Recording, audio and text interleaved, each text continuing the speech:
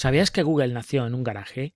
¿Sabías que fue el resultado del proyecto de una tesis de un estudiante? Pues en este vídeo analizamos la biografía y el modelo de negocios de Google.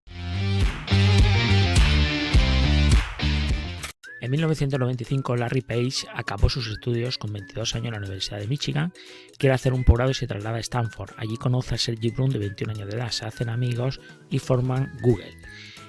Google nació como un proyecto universitario el 27 de septiembre de 1998, ¿vale? En el cual se estrena su motor de búsqueda en Internet. El nombre se basa en el término matemático Google, que es 10 elevado a 100, acorde a su objetivo de organizar la información. Fijaron su lugar de trabajo en un garaje, concretamente el de Susan Wojcicki, que era la directora ejecutiva de YouTube. Allí contrata a su primer empleado, que es un compañero de Stanford. A partir de 1998 tienen 8 empleados, por lo tanto se tienen que trasladar a su primer local en Palo Alto. Recibe una inversión a través de ronda de financiación, recibe una inversión de $25 millones y traslada su oficina a Mountain View. En el 2000 se traslada su inversión a los distintos países, en concreto a 10 países. Entre ellos España, Alemania, entre otros. El 90% de los ingresos de Google proceden de Google AdWords, que consiste en la segmentación de la publicidad. Por lo tanto, empieza a incrementar sus ingresos exponencialmente. La política de Google es que el 20% de sus empleados, que el 20% de su tiempo lo destina a investigación. A partir de ahí pues salieron distintos proyectos como Google News, Google Maps y muchos de ellos. Android, entre otros. El Día de los Inocentes, en concreto el 1 de abril, sale Gmail con 1 GB de memoria.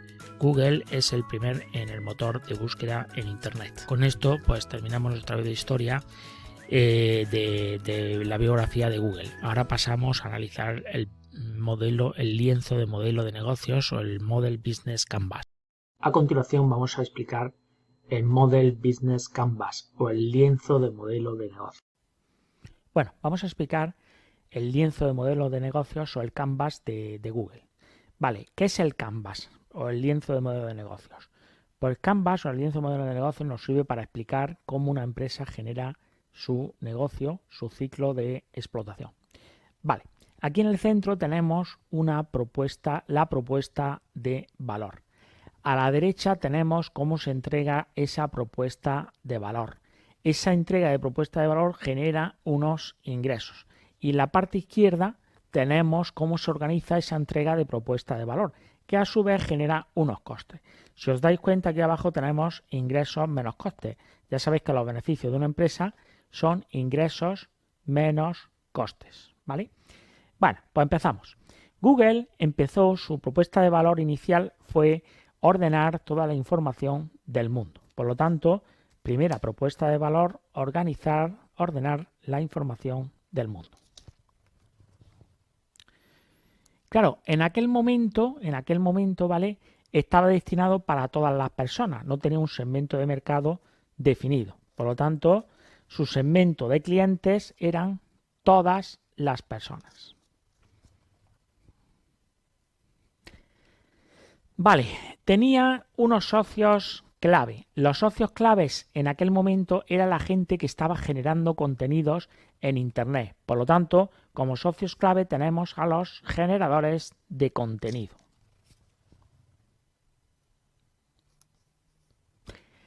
Vale, ¿qué canal utilizaba Google en aquel momento? Pues Google utilizaba sobre todo Internet. ¿Cómo se relacionaba Google con los clientes? Pues a través del autoservicio. Quiere decir que los clientes se supone se buscaban la información a través de recursos clave. Tenemos la Page Ranch, ¿vale? Y la Web Crawler, ¿vale? Que era el proyecto final de carrera que hizo Larry Page en Stanford. Por lo tanto, tenemos como recursos clave la Web Crawler y la Page Rank, que te permitía organizar, digamos, las páginas por búsqueda.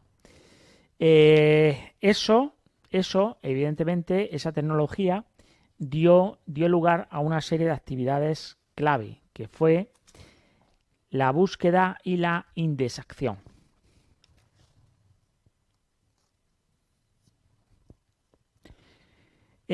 Otro recurso clave, ¿vale?, fueron los servidores, porque claro, empezó a crecer y necesitaba alojar la información en algún sitio. Por lo tanto, otro recurso clave fueron los servidores de Google.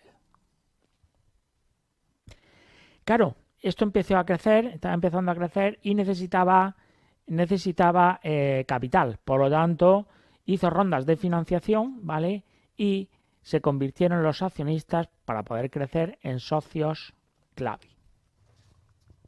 Google, para adquirir tráfico, ¿vale?, pues llegó a acuerdos con Apple para que estuviera en sus dispositivos como motor de búsqueda, que fuera ya insertado. Todo ese tráfico evidentemente generaba muchos costes. Por lo tanto, tenemos aquí adquirir tráfico le supuso importantes costes, porque tenía que pagarle a Apple unas cantidades grandes de dinero, ¿vale?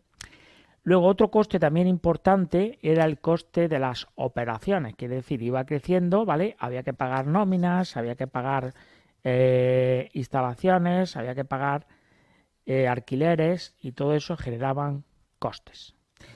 Luego, por otro lado, ¿vale?, empezaba a acumular datos, y esos datos, pues evidentemente tenía que guardarlos en algún sitio. Claro, eso generaba gastos de alquiler, gastos de tema de servidores, etcétera. Por lo tanto, eso también suponía un coste bastante importante, que era el centro. Google se dio cuenta de que podía sacar dinero de su tecnología de búsqueda, por lo tanto decidió vender su tecnología de búsqueda a otros buscadores, y eso generaba una fuente de ingresos. Por lo tanto, tenemos aquí como fuente de ingresos las tecnologías de búsqueda. Vale, posteriormente, ¿vale?, fue creciendo y Google se dio cuenta de que podría entregar otra propuesta de valor. Su propuesta de valor fue la plataforma de anuncios. ¿Por qué? Porque ya podría segmentar el mercado y podría obtener de ahí más ingresos. Por lo tanto, la plataforma de anuncios se convirtió en su segunda propuesta de valor. A través de la plataforma de anuncios surgió Google AdWords y también empezó a generar ingresos en Google. Dicen que el 90% de los ingresos procede de Google, proceden de AdWords, de la plataforma de ingresos, de anuncios. Como consecuencia de todo esto, ¿vale?, aparece otro segmento de mercado, que empiezan a aparecer los generadores de contenido como segmento de mercado, y también los anunciantes y las agencias de marketing como segmentos de. Una de las actividades clave de Google fue el I+D. De hecho, la política de la empresa es que el 20% del tiempo de su personal lo destine a proyectos de investigación y desarrollo.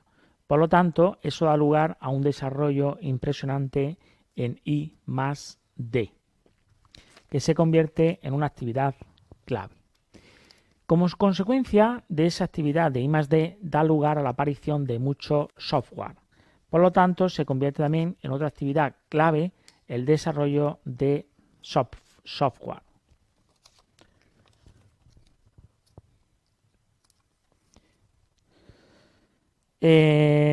Como consecuencia de esa política de I+D, se empieza a desarrollar software y empiezan a aparecer, ¿vale?, servicios gratuitos como Google+, Google Analytics, en fin, un montón de servicios gratuitos. Y eso va a ser su tercera propuesta de valor.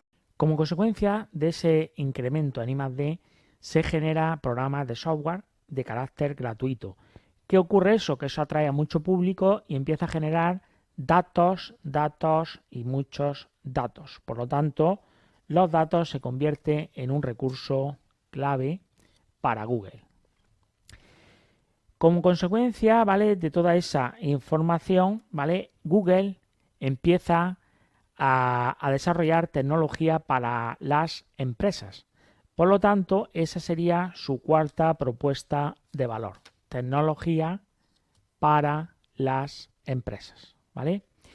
Evidentemente, se empieza a vender tecnología para la empresa y eso se convierte en otra fuente de ingresos para Google, que es los ingresos empresariales.